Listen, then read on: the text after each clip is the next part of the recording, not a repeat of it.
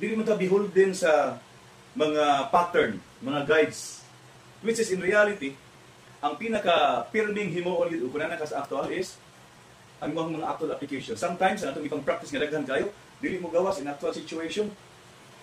Kay di man ito ma-determine ang sitwasyon.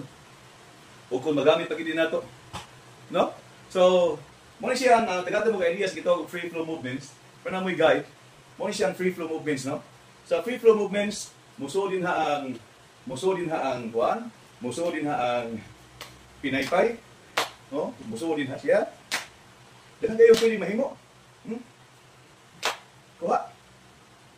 Daghang kayo pwedeng mahimo ng mga combinations. Sa free flow movements man God, ato isig i-consider nga mao gyud mga importante kay nga parts sa atong training nga gitagaan nato og freedom ang atong mga practitioners nga muhimo og gilahana kaugalingon nga mga movements, kaugalingon mga lihok. Mo siya itong buot pasabot din ha.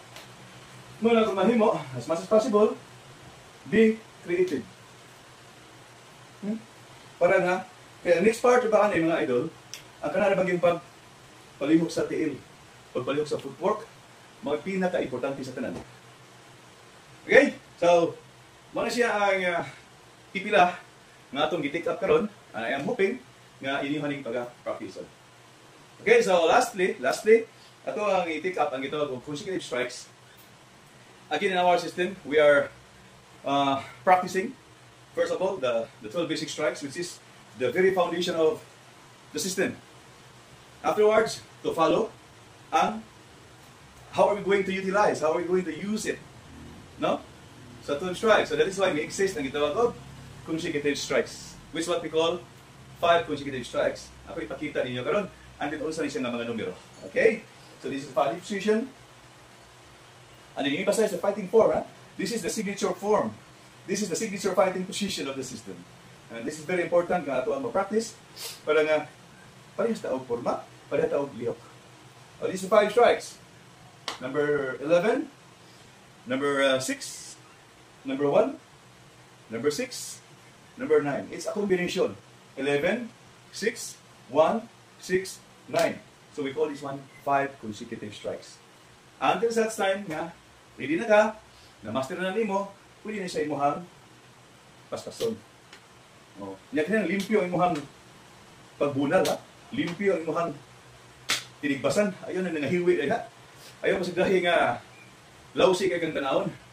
Kay being an eskrimador, no, musugot sa dili, tungkol sa kadaghan sa system, tungkol sa kadaghan sa mga nag-practice, labi na karong panahon na, sa ito ang new generation, daghan na kayong mga eskrimadors. No? Unlike before, 50 years ago, only few. But now, pwedeng daghan na. Daghan na nga di-exist ang social media.